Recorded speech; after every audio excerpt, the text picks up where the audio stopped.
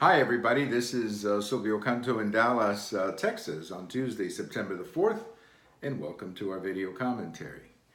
Well, this has not been a good day for the U.S. Senate, and specifically, I would say the Democrats on the U.S. Senate, or in the U.S. Senate, particularly in that Judiciary Committee that is currently running or doing the hearings for Judge Kavanaugh.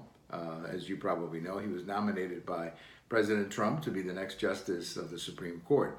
But it's just been an absolutely deplorable, if I can use that word, from not long ago. But it's just an absolutely deplorable performance by the Democrats on that committee, as well as some people sitting in the gallery, as they say.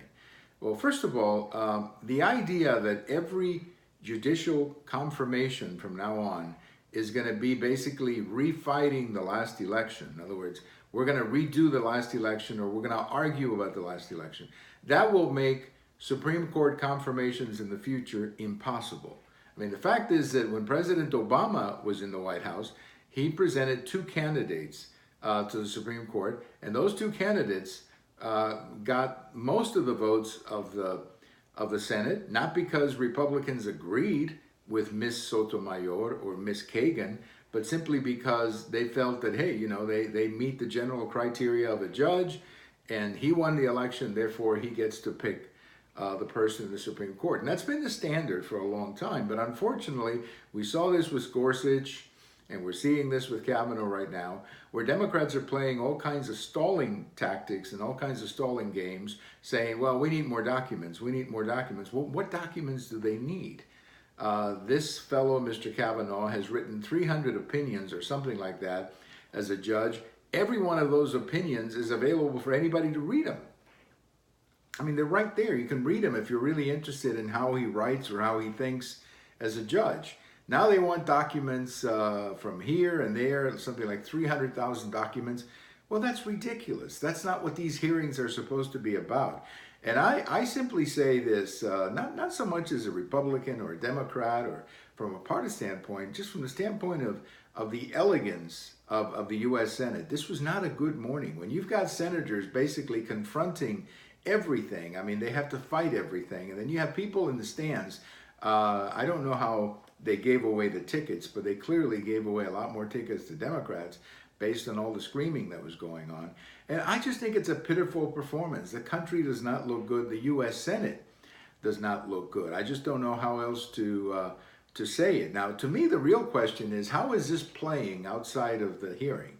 Because I don't think this is going to play real well for red state Democrats seeking re-election this year. I don't think this is going to play real well in parts of the country where the Democrats have to win, parts that are more rural, more suburban, more conservative. So I don't know. I think the Democrats need to understand that there's two audiences here.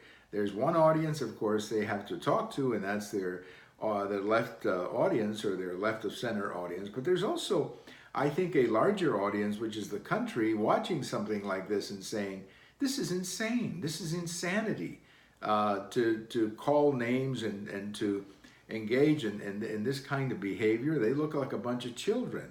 The difference is that if this was school, each one of those children would have been sent to the principal's office for some kind of punishment or whatever. Obviously, you cannot send the Democrats to the principal's office, but maybe those of you out there who have a chance, maybe you can vote against them, particularly in some of those red states where they have very tight re-elections for many of these Democrats. But just a very bad day, just a bad day overall for the U.S. Senate. We got to cut this out. I mean, you cannot have confirmations become shows like this and circuses like this. That's not what this was supposed to be about. Just a very bad day for the Democrats and sadly for the U.S. Senate as well. Well, we have all of these videos on YouTube, on Twitter, on my blog. And if September 4th is your birthday, happy birthday. Bye-bye, everybody.